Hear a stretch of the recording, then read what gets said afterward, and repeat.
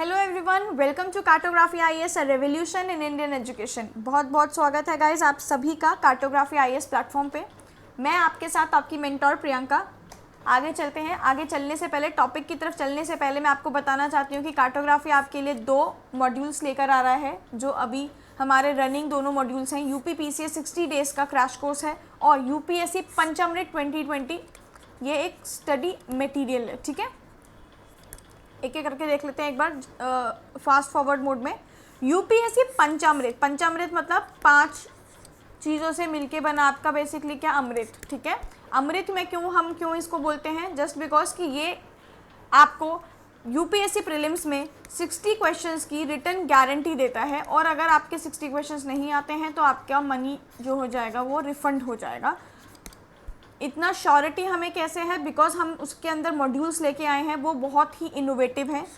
OWC series official website coverage, आपकी official websites को cover कराया जाएगा, जो आपका लगभग 50-55% सिलेबस कवर करेगा, क्योंकि हम इसमें स्कीम से लेके साइंटिफिक साइंस, आपकी साइंस एंड टेक से लेके, आपकी स्कीम से लेके, आपकी हिस्टोरिकल हिस्ट्री से लेके पॉलिटिकल IR सब कुछ कवर करेंगे। ठीक है, फिर यूपीएससी मेगा पॉइंटर्स जो आपकी स्टैटिक जीके को पॉइंटर फॉर्म में कवर करेगा। The other important is B2M technique, book to map approach. हम स्टैटिक और करंट जो आपका GS है उसको मैप पे कार्व करने की ट्राई करेंगे। ठीक है, हम देख लेंगे। आप वीडियोस हम देख सकते हैं, हमारी B2M सीरीज़ OW सीरीज़ की वीडियोस आना शुरू हो गई हैं। अच्छा, ये वीडियोस आपके लिए कॉम्प्लीमेंट्री है। क्यों? क्योंकि यूपीएससी पंचामृत क्या है, एक स्टडी मटेरियल कोर्स है, तो ये आप अगर ये खरीदेंगे तो आपको स्टडी मटेरियल दिया जाएगा। आप OWC सीरीज़ और B2M सीरीज़ को समझने के लिए, इस अप्रोच को समझने के लिए, इसलिए हमने इसकी कॉम्प्लीमेंट्री वीडियोस दे रहे हैं, राइट। वो वीडियो सबके लिए फ्री है, whether you are purchasing this course और नॉट। ठीक है, फिर बात करते हैं कार्टोग्राफिया का करंट कैप्सूल, जो 1.5 साल का करंट आपका कवर कराता है, और ये 5 चीज़ें मिलके बनाती हैं हमारा ये इनोवेटिव मॉड्यूल, जिसे कहते हैं हम पंचामृत 2020। ठीक है, नेक्स्ट जो हम लेके आए हैं UP PCS 60 days crash course है। टैगलाइन ही हमारी क्या है गाइस, 60 दिन और यूपी इन। कैसे? क्योंकि 90 क्वेश्चंस की हम इसमें गारंटी दे रहे हैं। 90 से 100 question are more than enough in UP PCS prelims आपको निकालने के लिए। मैं जनरल कैटेगरी की बात कर रही हूँ डेफिनेटली। ठीक है, तो इसमें क्लासेस प्रोवाइड की जाएंगी आपको, सेक्शनल टेस्ट हमारे प्रोवाइड किए जा रहे हैं, क्लासेस हमारी ऑलरेडी काफ़ी क्लासेस इसमें हो चुकी हैं। मैप्स के हेल्प से आपको कवर कराया जाएगा सब कुछ। यूपी की सेपरेट क्लासेस मिलेंगी, जिसमें यूपी का बजट, इकोनॉमिक सर्वे, यूपी की स्टैटिक जीके सब कुछ कवर कराई जाएगी, और 100% करंट अफेयर्स कवर कराया जाएगा। ठीक है, वही है जो मैंने अभी आपको बोला, 90 क्वेश्चंस अगर आपके नहीं आते हैं तो your money will be refunded. ठीक है, तो चलते हैं गाइज आज के टॉपिक पे। तो बहुत ही इंपॉर्टेंट टॉपिक है हमारा, कौन सा, वैक्सीन नेशनलिज्म। ठीक है, क्या कहता है ये, वैक्सीन का बेसिकली राष्ट्रीयकरण कर रहे हैं हम। अब ये क्या चीज़ है, ठीक है, देख लेते हैं। देखिए ये पिक्चर देखिए, बड़ी इंटरेस्टिंग है। ये ब्लैक सा आपको दिख रहा है, ये क्या है बेसिकली, वर्ल्ड। ये अलग अलग एंटिटी है। Suppose this is USA। ठीक है, ये नीचे से गेम खेलने वाला कौन, पीछे से चाइना, राइट। फिर देखते हैं, suppose this is France, Germany. ठीक है, ऐसे ही बहुत सारी आपकी कंट्रीज़ हैं। ठीक है, इंडिया इज़ ऑल्सो ट्राइंग। ठीक है, तो बहुत सारी कंट्रीज़ हैं, क्या कर रहे हैं वो, कोविड वैक्सीन्स बनाने की क्या है, कंपनीज़ हैं पूरे वर्ल्ड में जो कोविड वैक्सीन्स बना रही हैं। करीब 200 से ज़्यादा कंपनीज़ कोविड वैक्सीन के ऊपर वर्क कर रही हैं, और अभी 30 to 35 कंट्रीज़ ट्रायल्स, मतलब 30 to 35 कंट्रीज़ आपकी सक्सेसफुल आगे बढ़ती जा रही हैं और ट्रायल्स चल रहे हैं हमारे। ठीक है, अब जब ये पूरा ग्राउंड पे आ जाएगी वैक्सीन, जब मिलने लगेगी, जब यूज़ कर सकेंगे एक नॉर्मल पब्लिक, उससे पहले ही क्या कर रही हैं ये सारी कंट्रीज़, अपने पास इन कंपनीज से एग्रीमेंट कर लेती हैं और अपने पास ये वैक्सीन रख लेती हैं। क्यों? क्योंकि जैसे ही मार्केट में आए तो हमारी कंट्री को मिले। ठीक है, तो ये पिक्चर जो है अपने आप में पूरी स्टोरी बता रही है। ठीक है, मुझे बहुत ये एक इंटरेस्टिंग फ़ोटो लगी कि कैसे कोविड-19 की वैक्सीन के लिए क्या है, एक रेस क्रिएट हो गई है अपनी कंट्री के लिए वैक्सीन को लेने के लिए, और उसी चीज़ को बोला जाता है क्या, वैक्सीन नेशनलिज्म। ठीक है, 2 शब्दों में, 2 लाइन्स में, वैसे तो पूरी इस मेरी वीडियो का जो मैं आपको आगे कराने जा रही हूँ, पूरा मैंने एक आपको संक्षेप सार बता दिया है, बट स्टिल बहुत डीप में चल के बात करते हैं और कैसे कैसे क्वेश्चंस आएंगे आपके एग्जाम पॉइंट ऑफ व्यू से उस पर डील करेंगे, राइट। तो देखते हैं गाइस, वैक्सीन नेशनलिज्म है क्या। ये क्या है, जब कोई कंट्री अपनी सिटीजन्स के लिए डोजेस सिक्योर कर लेती है, डोजेस मतलब वैक्सीन अपने पास रख लेती है, कब, जब वो ग्राउंड रियलिटी पे आने से पहले, बाकी सारी कंट्रीज़ पे जब तक अवेलेबल नहीं होगी उससे पहले ही अपने पास रख लेती है कंपनी से लेके वैक्सीन्स, तो उसे कहते हैं वैक्सीन नेशनलिज्म। अब वो कैसे रखेगी, क्योंकि उन कंपनी से वो क्या कर लेगी, pre purchased agreements, pre purchased कैसे, परचेज करने से पहले ही आपने क्या कर लिया, एग्रीमेंट कर लिया कि भाई जब तुम्हारी ये वैक्सीन बनके तैयार हो जाएंगी, जब सारे ट्रायल्स खत्म हो जाएंगे, तो मैं वो पहली कंट्री होंगी जिसको आप ये वैक्सीन्स देंगे, ठीक है। ये एग्रीमेंट मैंने कर लिया, सपोज मैं कोई कंट्री हूँ, मैं हूँ यूएसए सपोज, ठीक है।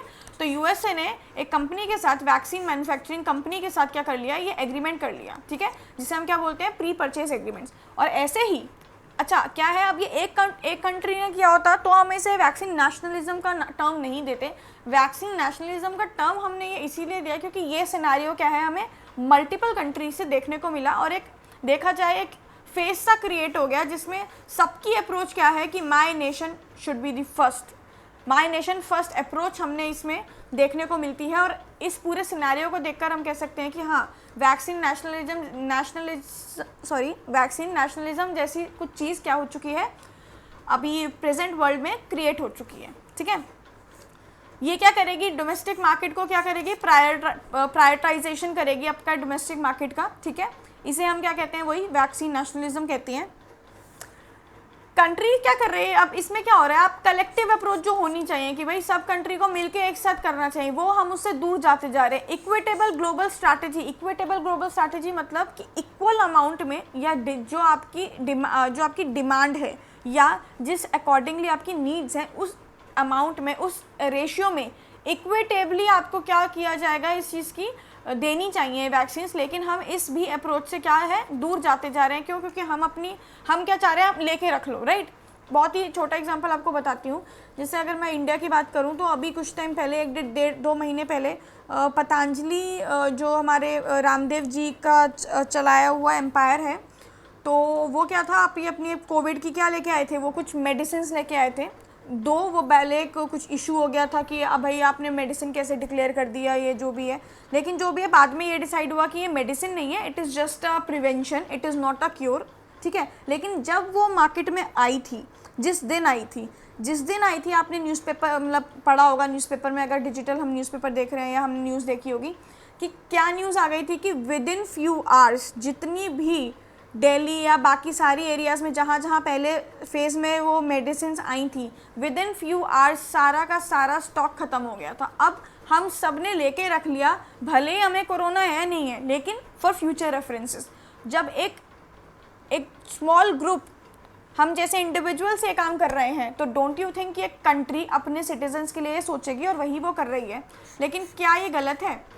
देखिए, मैं ये नहीं कहूँगी कि ये बिल्कुल पूरी तरीके से सही है, ठीक है, गलत ही है। क्यों? क्योंकि हमें कलेक्टिव अप्रोच करना है, राइट। क्योंकि जैसे हमने एज एन इंडिविजुअल ये दिमाग नहीं लगाया कि भाई हमने तो चलो लेके रख लिया, लेकिन इमेजिन करिए हमारे नेबर ने नहीं लेके ली वो medicine, and somehow those person get affected from corona या कोविड, तो क्या होगा, इनडायरेक्टली क्या होगा, हमें भी तो प्रॉब्लम हो गई ना। तो यही चीज़ क्या है, कंट्रीज़ भी हमारी नहीं ज़्यादा इम्प्लीमेंट कर पा रही हैं, and what they are doing कि वो रेस क्रिएट कर रही हैं अपनी कंट्री के लिए लेने के लिए। जैसे एग्जांपल अगर मैं बात करूं तो USA, United kingdom, Japan, European union, इसमें अपना इंडिया भी जोड़ लीजिए, ठीक है। इंडिया एक अलग तरीके की रेस कर रहे हैं, वो मैं बताऊंगी, ठीक है। तो ये सब क्या कर रहा है, ये बिलियंस ऑफ डॉलर स्पेंड कर रहे हैं डील्स के ऊपर। जैसे कोई कंपनीज़ हैं आपकी, ठीक है, Pfizer, Johnson and Johnson, AstraZeneca, ये सारी कंपनीज़ हैं जो आपकी कोविड मेडिसिन बना रही हैं, ठीक है, और उनकी इफेक्टिवनेस भी प्रूव हो चुकी है।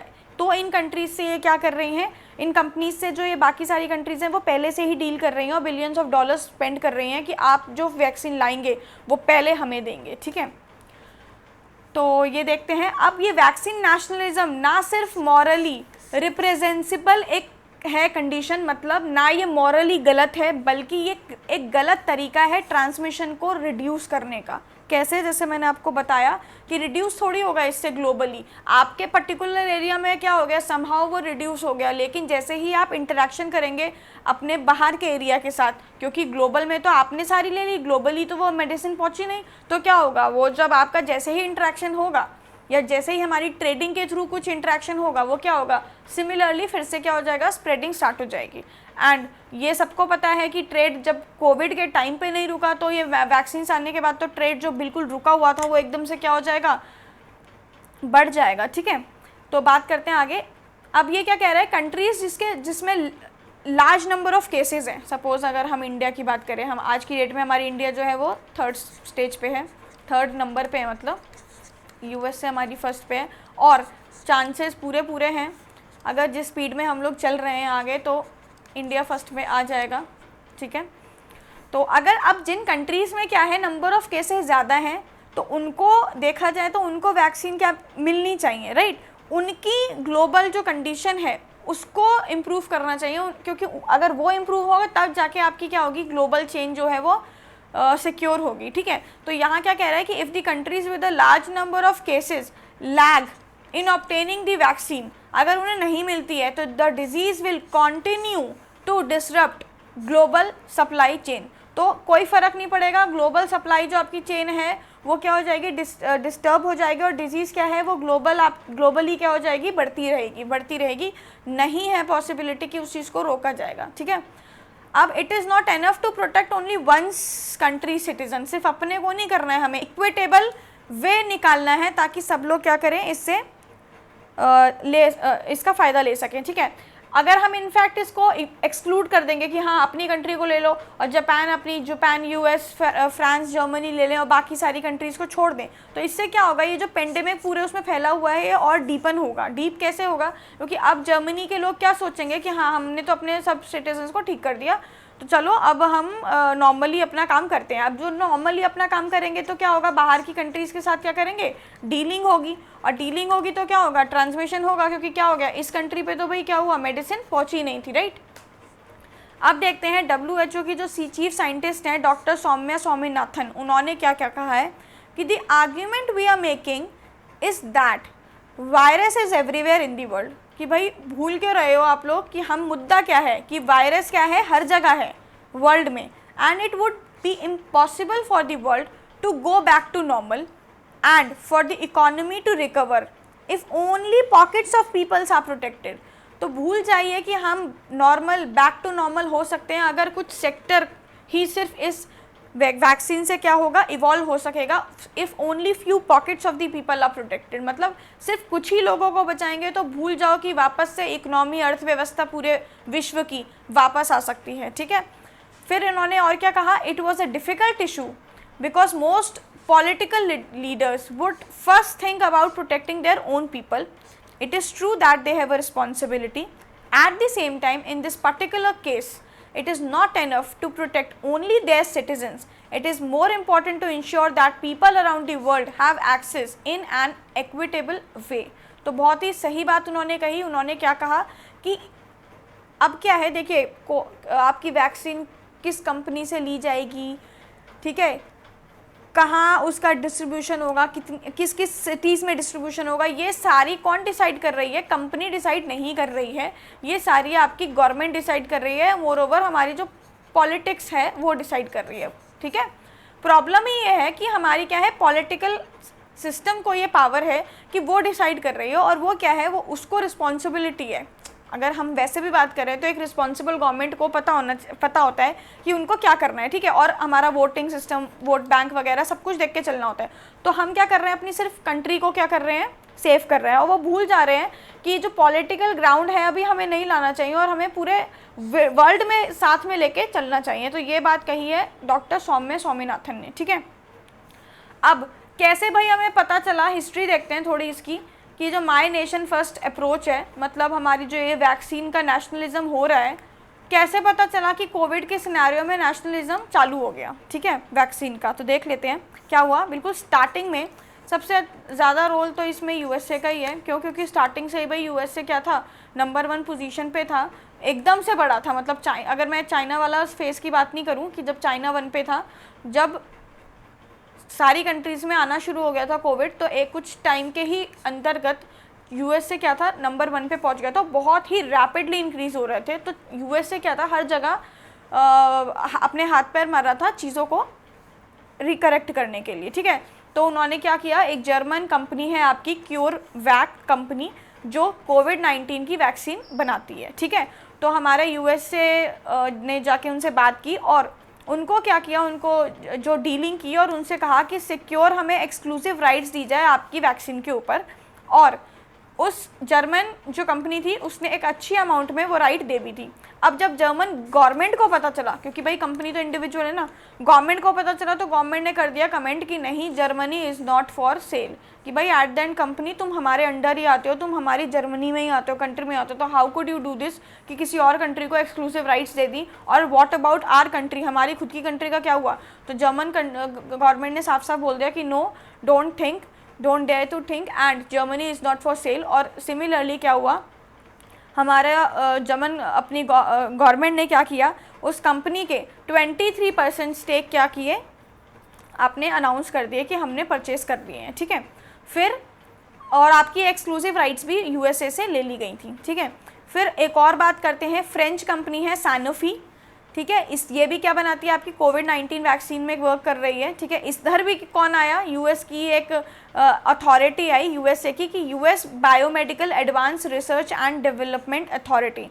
उसने क्या कहा कि भाई हमको राइट दी जाए, और बात कर ली उसने, सेटिंग सी बिठा ली किसके साथ, फ्रेंच कंपनी के साथ, सैनोफी के साथ। और सैनोफी ने कहा कि US has all the right to the largest pre order, मतलब जो प्री ऑर्डर दे सकता है वो किसकी राइट है भाई, यूएसए की राइट है, कि पहले से ही आप प्री ऑर्डर दे दीजिए। और ये राइट सबसे बड़ा प्री ऑर्डर देने की किसकी राइट होगी, यूएसए की होगी। ये किसने कहा, फ्रेंच कंपनी ने कहा। अब ये जैसे ही फ्रांस के लोगों ने सुना और फ्रेंच गवर्नमेंट ने सुना, तो भाई क्या हो गया, लोगों का क्या हो गया, हाहाकार मच गया। और फ्रेंच गवर्नमेंट को प्रेशर देना पड़ा उस कंपनी के ऊपर। और फिर सैनोफी जो कंपनी थी उसने अपनी बातों से वो मुकरा और उन्होंने बोला कि नहीं, ऐसा कुछ नहीं होगा, and it would not negotiate property rights with any other country, ठीक है। कि किसी के साथ भी प्रॉपर्टी नहीं, सॉरी आई थिंक मैंने प्रॉपर्टी बोल दिया, it's priority right with any other country. हम किसी भी कंट्री के साथ प्रायोरिटी नहीं सेट करेंगे कि भाई हम आपको पहले देंगे या आपको पहले देंगे, ठीक है।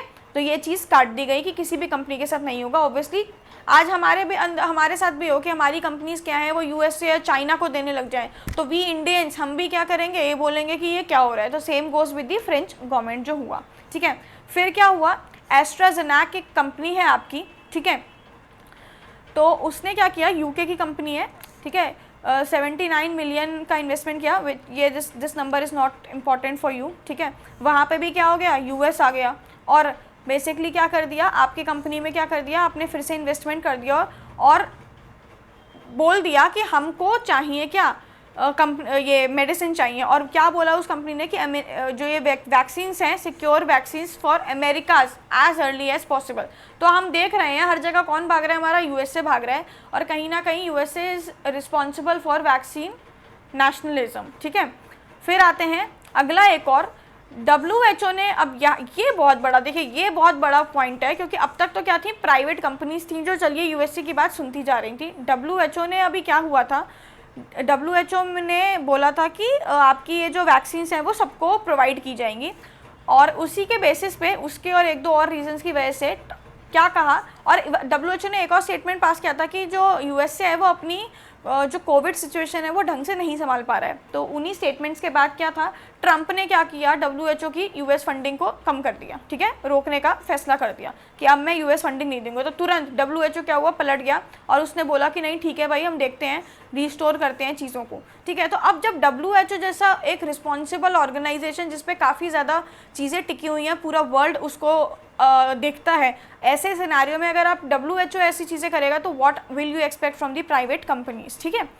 फिर आते हैं सीरम इंस्टीट्यूट, अपने भारत की बात करते हैं, हम अलग थोड़े हैं, बाकी सारी कंट्रीज़ की कंपनीज़ क्या थी, और किसी कंट्रीज़ को दे रही थी, मोर ओवर यूएसए को दे रही थी, लेकिन सीरम इंस्टीट्यूट, हम इंडियंस, तो हमारा राष्ट्रवाद जाग चुका था। हमने कहा कि नहीं जी, जो इंडिया का सीरम इंस्टीट्यूट है वो बनाएगा क्या, कोविड की वैक्सीन, और किसके लिए बनाएगा, अपने लिए ही बनाएगा, हम किसी को नहीं देंगे। तो ये भी क्या है, एक तरीके का नेशनलिज्म हो गया, यूएसए बाकी सारी कंट्रीज़ में जाके कंपनीज़ के साथ अपनी कंट्री के लिए नेशनलिज्म कर रहा था, यहाँ हमने अपने लिए ही नेशनलिज्म कर लिया कि हम किसी और को नहीं देंगे, ठीक है। ये इनिशियल बैचेस जो होंगे, मतलब पूरी नहीं वैक्सीन, जो स्टार्टिंग के बैचेस होंगे, स्लॉट्स होंगे, वो सिर्फ इंडिया में ही बांटे जाएंगे, सीरम इंस्टीट्यूट का ऐसा कहना है, ठीक है। फिर दूसरी तरफ आपका एक हमारी एक ऑर्गेनाइजेशन सेटअप की गई थी, ठीक है, जिसे हम बोलते हैं एक्सेस टू कोविड-19 टूल्स एक्सेलरेटर। ये क्यों बनाया गया था? WHO ने बनाया था ताकि सब मिलकर क्या करें, कोविड की वैक्सीन्स का इलाज निकालें, डेवलप करें और उसका डिस्ट्रीब्यूशन करें, ठीक है। लेकिन इसमें मना कर दिया ज्वाइन करने से, किसने? इंडिया, यूएसए और रशिया ने, ठीक है। तो ये भी एक बहुत बड़ा पॉइंट है कि अब इंडिया, यूएसए, रशिया कह रहा है कि नहीं, हम एक्सेस टू दी कोविड-19 टूल्स एक्सेलरेटर की कंडीशंस को नहीं मानते, जो ये कहती हैं कि सबको साथ में मिलके चलना चाहिए और डेवलप और डिस्ट्रीब्यूशन सबके लिए बराबर होना चाहिए, ठीक है। बात कर लेते हैं क्या कहता है ये एक्सेस टू कोविड-19 टूल्स एक्सेलरेटर। क्या कहता है? बेसिकली ग्लोबल कोलैबोरेशन है आपका, ठीक है। किस लिए? जो आपकी कोविड-19 की डायग्नोसिस हो रही है, वैक्सीन हो रही है, उसका प्रोडक्शन करने के लिए और इक्विटेबल एक्सेस शेयर करने के लिए, कि सबको इक्वल क्वांटिटी में या जिसकी जिस जैसी नीड है उस अकॉर्डिंगली क्या किया जाए, बांटा जाए और प्रोडक्शन किया जाए, ठीक है। This initiative aims to mobilise the significant resources needed to advance work towards protecting the world from कोविड-19। वही कुछ नहीं, लिखने वाली लाइन है, ठीक है। आगे बढ़ते हैं। How was it use in the past? अब क्या वैक्सीन नेशनलिज्म आपका पहली बार यूज़ हुआ है ये टर्म, या भाई हमने इससे पहले भी ये देखा है? क्यों? इससे पहले भी देखा होगा ना, या तो आज तक लाइफ में कभी वर्ल्ड में ऐसे सिनेरियो देखा नहीं होता, लेकिन हमने काफ़ी बार देखे हैं। अभी रिसेंट अगर मैं बात करूं, ऑब्वियसली सबके मेजर्स अलग होते हैं, लेवल्स अलग होते हैं, ठीक है। लेकिन अगर मैं बात करूं, जैसे आपका स्पेनिश फ्लू आया था अराउंड 180-200 ईयर्स 100 ईयर्स पहले, राइट। तो वहाँ पे भी क्या था, जो उस टाइम पे वर्ल्ड इकोनॉमीज जो मेजर थी, उन्होंने भी यही चीज़ किया था। रीसेंट एग्जांपल अगर मैं देखूँ तो 2009 में जो आपका H1N1 फ्लू आया था, हमारा स्वाइन फ्लू आया था जिसे हम नाम से जानते हैं, वहाँ क्या कहते हैं, काफ़ी सारी जितने भी अमीर कंट्रीज़ थी उन्होंने क्या किया था, प्री परचेस एग्रीमेंट कर लिया था, ठीक है। उतनी हाईलाइट में ये चीज़ नहीं आई थी, क्यों? क्योंकि स्वाइन फ्लू क्या था, उतनी मैं क्या कहूँ, उतनी लिमिट में नहीं फैला था जिस हिसाब से आपका क्या फैला है, कोविड फैला है, ठीक है। तो उतना ज़्यादा नहीं आया था। तो at that time it was estimated that best case scenario the maximum number of vaccine doses that could be produce globally was 2 billion, ठीक है।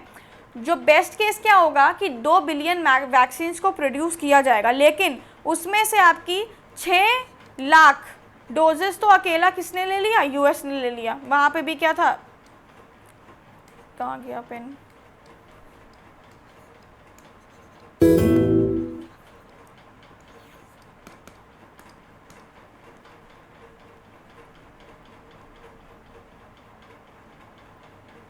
जस्ट तो वहाँ पे भी क्या था आपका, यूएसए ने अकेले ने कितना 6 लाख वैक्सीन्स आपकी क्या कर ली थी, खुद ही ने ले ली थी। और ऑस्ट्रेलिया थी पहली कंट्री जो ये वैक्सीन लेके आई थी, उसने अपने एक्सपोर्ट्स ही बंद कर दिए थे, मतलब बाहर देने से मना कर दिया था, जो हम आज की डेट में इंडिया कह रहा है कि हम पहले खुद के लिए करेंगे। तो ऑस्ट्रेलिया खुद ले आई थी वैक्सीन और बाहर देने से, एक्सपोर्ट करने से मना कर दिया था। और 6 लाख डोजेस अकेले क्या था, यूएस ने ही क्या कर दिए थे, परचेज कर लिए थे, बाय कर लिए थे, ठीक है। तो ये भी चीज़ें क्या थी, एक एग्जाम्पल है हमारा कि ये नहीं पहली बार ही नहीं है, पहले भी हो रहा है, ठीक है। अब प्रॉब्लम्स क्या क्या आती हैं वैक्सीन नेशनलिज्म में? क्या होता है कि इनिशियल जो फ्यू वैक्सीन्स हैं हमने पहले ही ले लिया, तो क्या होता है, अब जैसे सपोज 100 वैक्सीन मार्केट में होती, इसमें से क्या था, 70 वैक्सीन लोगों ने प्री परचेस कर ली, बची 30। अब इस 30 को बेचने के लिए क्या हुआ, इस 30 का अगर एक्चुअल रेट 100 रुपये था, लेकिन इन 70 की वजह से इसका रेट क्या पहुंच गया, 1000 रुपये पहुंच गया। क्यों? क्योंकि प्री परचेस कर लिया। अब मार्केट में क्या है, डिमांड तो भाई ज़्यादा है अभी भी, लेकिन सप्लाई क्या रह गई, कम रह गई।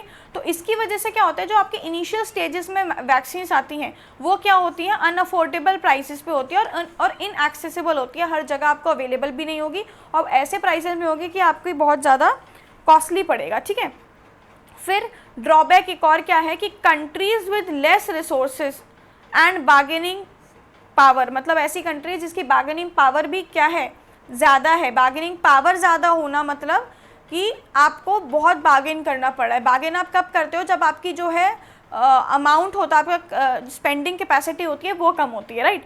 तो ऐसी कंट्री जिसमें रिसोर्सेज कम है और बार्गेनिंग पावर जिनकी ज़्यादा है, उन्हें क्या करना पड़ेगा? ज़्यादा समय तक वेट करना पड़ेगा। और ये खतरा भी हो सकता है कि सोचो कोई वो ऐसी कंट्री हो जो भाई तीसरे चौथे पाँचवें नंबर पे ही हो, और वो उससे तो वर्ल्ड भी इफेक्ट होगा ना, कि वल्नरेबल एक क्रिएट रह गया आपका एक एरिया जहाँ पे कोविड-19 अभी भी फैला हुआ है, ठीक है। फिर it would be impossible for the world to go back to the normal, ठीक है। ये बात किसने कही थी? अभी हमने देखा था डॉक्टर सौम्या स्वामीनाथन ने कही थी, वही चीज़ यहाँ पे कोट की गई है हमने, ठीक है। कोविड-19 is a far severe as part from the other spreading methods, there is a fear of aerosol transmission. अब तक जितने भी हमारे अभी हाल ही में जितने भी हमारे ऐसे केसेस थे जिसमें पैंडमिक हमारा हुआ था या जहाँ हर जगह फैला था, उससे एक स्टेप जाके कोविड परेशानी का विषय क्यों है? क्योंकि इसमें क्या है? एरोसेल ट्रांसमिशन का फियर है। अब ये क्या आप कहेंगे भाई ये क्या चीज़ है? एरोसेल ट्रांसमिशन क्या चीज़ है, ठीक है। तो क्या चीज़ है ये बेसिकली क्या है? जैसे हम बात करते हैं कि एयरबॉर्न इन्फेक्शन है ये, जो ट्रांसमिट होगा आपस में। हमने अभी देखा है ना कि स्टडीज़ आ रही हैं कि जो बता रहा है कि कोविड जो है आपका कैसे फैल रहा है? बाय एयर भी फैल रहा है, ठीक है। तो क्लोज्ड इन्वायरमेंट, पुअर वेंटिलेशन अगर होगी तो ये फेवरेबल कंडीशंस बना देता है किसके लिए? एयरबॉर्न इन्फेक्शंस के लिए, ट्रांसमिट करने के लिए, कोविड को ट्रांसमिट करने के लिए। तो ये कोविड जो है बेसिकली इसमें एरोसोलाइजेशन हो रहा है, ठीक है, जो एक बहुत बड़ा फैक्टर है कि जल्दी जल्दी जिस चीज़ से क्या हो रहा है? स्प्रेड हो रहा है, ठीक है। तो अगर इसका जल्दी से वैक्सीन हर जगह नहीं पहुंचाई गई या उस जगह नहीं पहुंचाई गई जहां ज़्यादा नीड है, तो इसका जो फैलने का आपका है वो और तेज़ फैलेगा, ठीक है। तो vaccine nationalism is harmful for equitable access to vaccines, बता चुके हैं। Disadvantage countries with fewer resources, ये भी हमने अभी देख ही लिया, ठीक है। ये क्या है? और हाँ, रन्स अगेंस्ट दी, हाँ अच्छा, अब क्या है? ये जो वैक्सीन नेशनलिज्म है, it runs against the fundamental principle. जो एक वैक्सीन डेवलपमेंट की फंडामेंटल प्रिंसिपल क्या होती है कि जिस चीज़ के लिए बनाई जा रही है, जिन लोगों के लिए बनाई जा रही है, एक इक्वल अमाउंट पे सब जगह पहुँचे, उस फंडामेंटल प्रिंसिपल के ही क्या है? खिलाफ है। और एक पर्टिकुलर से सेक्शंस को क्या किया जा रहा है? केटर किया जाएगा जो वेल्दी होंगे, ठीक है। बस आगे देखते हैं फिर। अब क्या है कि भाई अगर ये सब इतनी प्रॉब्लम्स हो रही हैं तो क्या कोई लॉ नहीं है जो इस चीज़ को प्रिवेंट कर सके, वैक्सीन नेशनलिज्म को प्रिवेंट कर सके? And interestingly, even though the vaccine nationalism runs against the global platform, there is no provision in international law. कोई प्रोविज़न ही नहीं है कि जिसको हम रोक सके प्री परचेज एग्रीमेंट्स को। लेकिन कुछ कुछ सॉल्यूशंस लोग करते रहते हैं, वो देखते हैं हम क्या क्या कर सकते हैं। अब जब हम पास कोई लॉ नहीं है तो कुछ सजेशंस हम लोग देख सकते हैं कि भाई जो फर्स्ट बैच आएगा वैक्सीन का, वो सबको इस तरीके से अवेलेबल किया जाएगा कि सबसे पहले तो किसको अवेलेबल किया जाएगा? जो हेल्थ वर्कर्स जिन्होंने अपना काफ़ी कुछ दिया है, डॉक्टर्स, नर्स, ठीक है, हेल्थ केयर स्टाफ सारा आपका, सोशल केयर वर्कर्स जिन्होंने खाना डिस्ट्रीब्यूट किया है, कपड़े डिस्ट्रीब्यूट किए हैं, लोगों को एक जगह से दूसरी जगह पहुंचाया है, दे रिस्क देयर लाइफ कि भाई उनको भी कोविड हो सकता था, राइट। तो ऐसे पहले तो लोगों को क्या किया जाए? फर्स्ट बैच जो होना चाहिए वो इन लोगों को होना चाहिए जो हाई रिस्क पे हैं। अब इनको देने का मतलब ये नहीं है कि नहीं हम उनका जो उन्होंने किया उस चीज़ को रिटर्न कर रहे हैं, नहीं, बिल्कुल नहीं। जो कंसर्न है वो क्या है कि ये लोग हाई रिस्क पे हैं और चांसेस हैं कि इन लोगों से, ये जो सेक्ट है जिन्होंने सबकी हेल्प की है, इन सेक्ट से दूसरों को क्या है? फैल सकता है, ठीक है। तो इस वजह से क्या है? इनको पहले हेल्दी पॉपुलेशन बनाई जाए तो फर्स्ट बैच क्या है? हम इन्हें दे सकते हैं। फिर एक स्टडी ने बताया कि जितना भी कोरोना केसेस है उसके 10% केसेस तो सिर्फ उन लोगों को हैं जिन लोगों ने क्या किया है? हेल्प की है, ठीक है।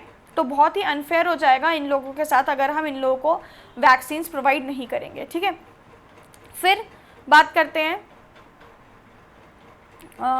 Pre purchase agreement contract should not trump equitable access, ठीक है। वही कि इसमें क्या होना चाहिए? इक्विटेबल एक्सेस हमारा होना चाहिए, राइट, कि ऐसे कॉन्ट्रैक्ट ना हो जो आपका इक्विटेबल एक्सेस को रोक दें, ठीक है। डेवलप कंट्रीज़ को प्लेज लेनी चाहिए कि अपने आप से हम रोक कर चलें कि हम सारी मेडिसिन या सारी वैक्सीन अपने ही तरफ ना रखें, बाकी सारी पॉपुलेशन में क्या करें? उस चीज़ को स्प्रेड भी करें। और जैसे जो इंस्टीट्यूट्स हमारे इंटरनेशनल गवर्नमेंट्स हैं, जो ऑर्गेनाइजेशंस हैं, WHO जैसे, इन्हें नेगोशिएशंस, इन्हें should coordinate negotiations to produce a framework for equitable access. इन्हें करना चाहिए ये सारी सिचुएशंस, ठीक है। फिर क्या है? हमें ग्लोबल गवर्नेंस बॉडी एलोकेट करनी चाहिए जो डिस्ट्रीब्यूट करे, एलोकेट करे, वेरीफाई करे कोविड-19 की वैक्सीन्स, और पॉलिटिक्स इन्वॉल्वमेंट ना हो, साइंस फील्ड इन्वॉल्व हो ताकि वो समझ पाए कि किस ग्लोबली किस जगह को कितनी रिक्वायरमेंट है। ठीक है, तो यही नेक्स्ट पॉइंट में कहा गया है। ठीक है, कि सोशल साइंस वगैरह नॉट पॉलिटिक्स। ठीक है, should take lead in devising and implementing science based strategies. जो स्ट्रैटेजी सिस्टम होनी चाहिए कि देखना चाहिए, पूरी मैपिंग होनी चाहिए कि कौन सी ऐसी एज ग्रुप है, कौन सी ऐसी कंट्री है, वो एरियाज़ कौन से हैं जहाँ पे क्या है रिस्क जो है वो ज़्यादा फैल रहा है, वल्नरेबल ज़्यादा कौन है पूरे ग्लोब के अक्रॉस, वहाँ क्या करना चाहिए, हमें ट्रांसमिशन अपना जो है वो रिड्यूस करना चाहिए। तो ओवरऑल क्या हो जाएगा, हमारा नोवल वायरस का ट्रांसमिशन क्या हो जाएगा, रिड्यूस हो जाएगा। ठीक है, फिर आगे चलते हैं। तो हम क्या कर सकते हैं अब, ठीक है, क्या कर सकते हैं कि जो हमारी डेवलप हो रही है, इंडिया देखते हैं, vaccine candidates are being developed in India which will allow it major role in manufacturing and scaling of the national vaccines.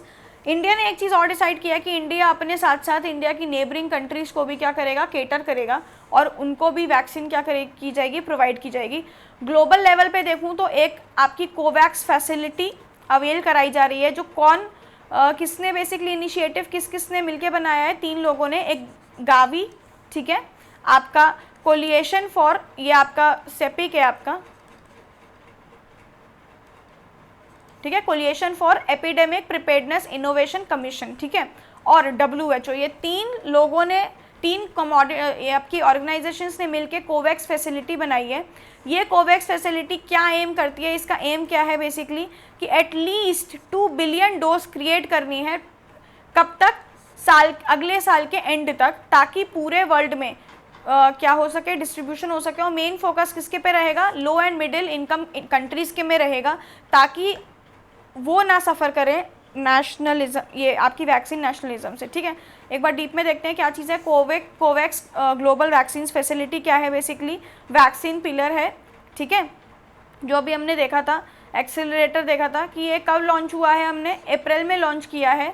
ठीक है, इसका एम क्या है कि सभी लोगों को वर्ल्ड में कोविड-19 की वैक्सीन प्रोवाइड किया जाए। अभी हमने देखा किसने मिलकर इनिशिएटिव प्रिपेयर किया है, गावी ने, आपका coalition for epidemic preparedness innovations commission ने, और WHO ने मिलके ये क्या किया है, इनिशिएटिव स्टार्ट किया है।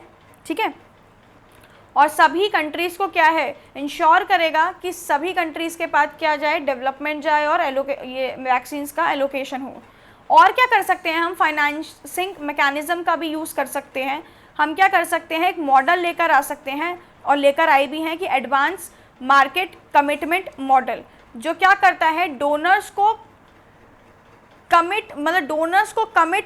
कमिट करना पड़ेगा कि वो सब्सिडाइज परचेज जो आपकी परचेस करेंगे वो कम उस पर परचेस करें और डोनेट करें, किसमें, डेवलपिंग कंट्रीज़ में। ठीक है, जो हमारी डेवलपिंग कंट्रीज़ हैं वहाँ क्या करें, डोनेट करें। तो ये कौन सा मॉडल है आपका, एडवांस मार्केट कमिटमेंट मॉडल। ठीक है, किसके लिए मेन फोकस रहेगा हमारा, लो एंड मिडिल इनकम कंट्रीज़ के लिए भी हमने देखा। फिर एक और इंटरनेशनल हमारी एक बॉडी बनाई गई है, international finance facility for immunisation. ये क्या कहती है कि यहाँ पे फंड्स रेस किए जाएंगे, जिन जिन कंट्रीज़ के पास इतने पैसे नहीं है कि वो कोविड अपनी पूरी कंट्री के लिए कोविड की मेडिसिन खरीद सके, वैक्सीन खरीद सके, फंड्स रेस किए जाएंगे, बॉन्ड्स के थ्रू सिक्योर फंड्स किए जाएंगे, बाकी सारी कंट्रीज़ से हेल्प ली जाएगी। जो हमारी अगर हम बात करें तो जो डेवलप्ड कंट्रीज़ हैं वो CSR में भी आती हैं, आपकी कॉर्पोरेट सोशल रिस्पॉन्सिबिलिटीज़ भी होती है हर चीज़ के लिए। ठीक है, तो वो सारे देखकर हम फंड्स को रेस करेंगे और उन कंट्रीज़ को अवेल करवाएंगे वैक्सीन जहाँ पे फंड्स की प्रॉब्लम है। ठीक है, फिर अगला देखते हैं, ग्लोबल कोऑर्डिनेटेड एफर्ट।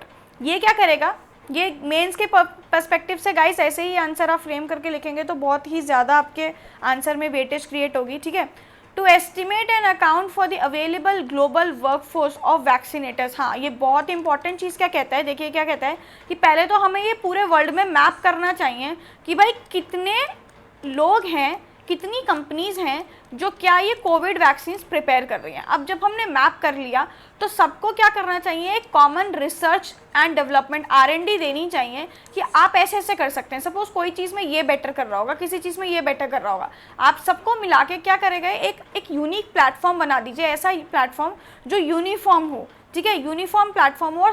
और जब सब बना देंगे, अभी क्या है, अभी एक रेस है कि कंपनी 1 कर रही है, कंपनी 2 कर रही है, कंपनी 3 कर रही है। एक यूनिफॉर्म प्लेटफॉर्म बना दीजिए सबके R&D को मिक्स करके, और एक ऑन अ पॉजिटिव साइड जो क्या कर सके, आपके लिए इम्प्लीमेंटेशंस क्रिएट कर सके ताकि आप इक्विटेबल शेयर एलोकेशन कर सके वैक्सीन्स का, ठीक है।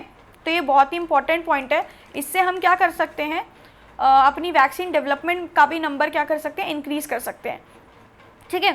फिर ये जो हमारी वैक्सीन्स जो बनाने वाली बेसिकली स्ट्रैटेजीज़ हैं वो कस्टमाइज़ कर सकते हैं, और ऐसे डिफरेंट कंट्रीज़ में क्या कर सकते हैं, हम डिप्लॉय कर सकते हैं जब हमारा फर्स्ट फेज़ आएगा, ठीक है। ऐसे ना करें कि एक ही कंट्री को या 2 ही कंट्री को सब दे दें, थोड़ी थोड़ी अमाउंट में फर्स्ट जब स्लॉट आएगा तो सारी कंट्रीज़ को क्या किया जाए, प्रोवाइड किया जाए, ठीक है। एक ये हमारा क्या है, एफर्ट हम कह सकते हैं, लगा सकते हैं, जिससे हम क्या रोक सकते हैं, हमारा वैक्सीन नेशनलाइजेशन रोक सकते हैं, ठीक है। अच्छा, ये डिपेंड करेगा कि किस कंट्री को ज़्यादा मिलेगा, किस कंट्री को कम मिलेगा, ठीक है ना, obviously on the prevalence of the virus. की जैसे सपोज इंडिया में क्या है, अभी ज़्यादा है तो यहाँ पे वैक्सीन डिस्ट्रीब्यूशन एलोकेशन ज़्यादा किया जाएगा, रादर देन अगर मैं बात करूँ सऊदी अरब, ठीक है ना, वहाँ क्या है, रिलेटिवली कम है, ठीक है। तो देखते हैं, अब देखिए क्या है, अब अच्छा हाँ, अब देखिए ये वैक्सीन नेशनलिज्म जो है, अभी हमने एक चीज़ और देखी इससे कुछ टाइम पहले, सप्लाई नेशनलिज्म। ये क्या है, अभी आपने देखा था, अब वापस आप किसी केमिस्ट पे जाओगे मास्क लेने तो अब आपको मे बी 5 to 10 रुपीज़ में आपको मिल जाए, ठीक है। वही जब कोविड नया नया शुरू हुआ था, ये मास्क की जो कॉस्ट थी आपकी, अगर मैं सिंपल मास्क की बात करूँ या अगर एडवांस वर्जन की बात करूँ तो आपका 50-70 तक अब मास्क मिल जाता है, ठीक है। लेकिन यही मास्क हमारा 350-400 तक पहुँचा हुआ था, ठीक है।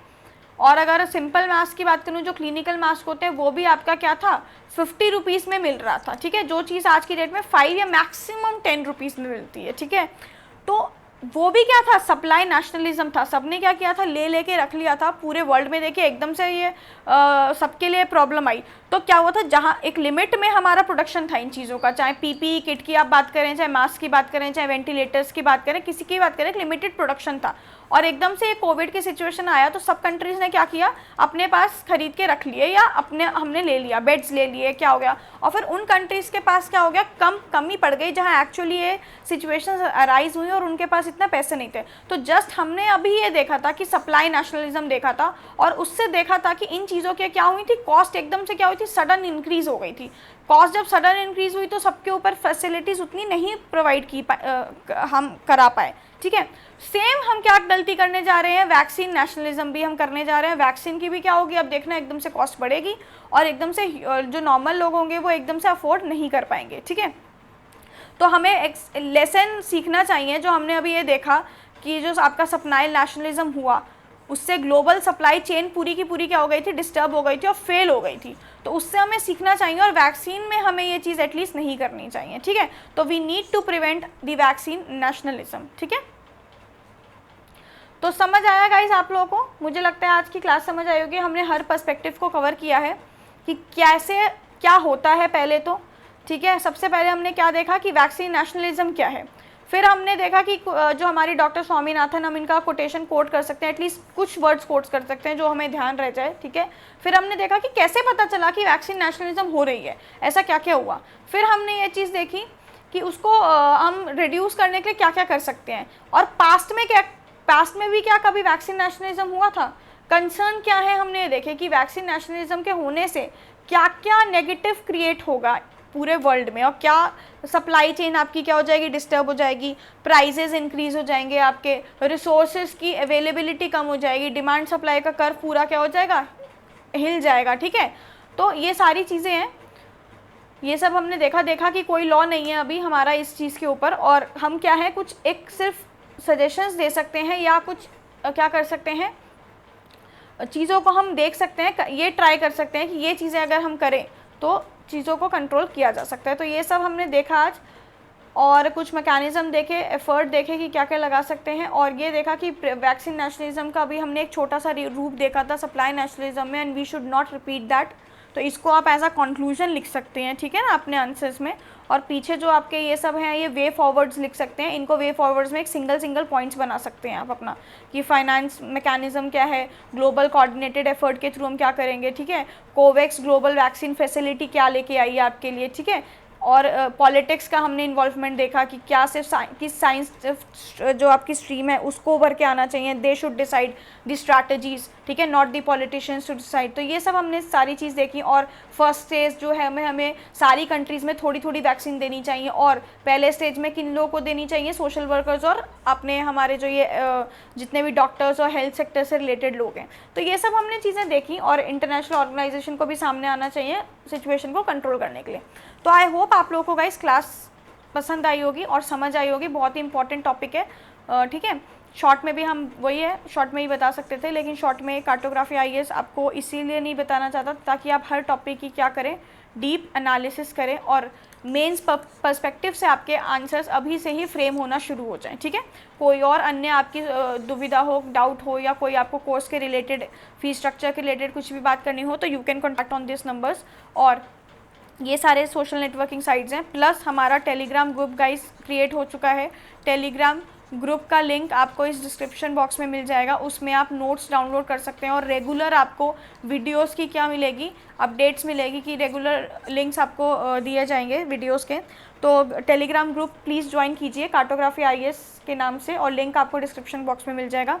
तो चलते हैं गाइस, अभी आपसे विदा लेती हूँ, मैं नेक्स्ट क्लास में मिलती हूँ, ठीक है। तो टेक केयर गाइस। वैसे भी ये कोविड की हमारी पूरी वीडियो थी, तो फिर से मैं वही बोलूँगी, कोविड चल रहा है, कोरोना चल रहा है, तो ध्यान रखिए सब लोग अपना अपना, और अपनी फैमिलीज़ का भी, ठीक है। और एग्ज़ाम्स नहीं टलेगा, पढ़ाई ढंग से करते रहिए, और मिलते हैं नेक्स्ट क्लास में guys. Take care and good night.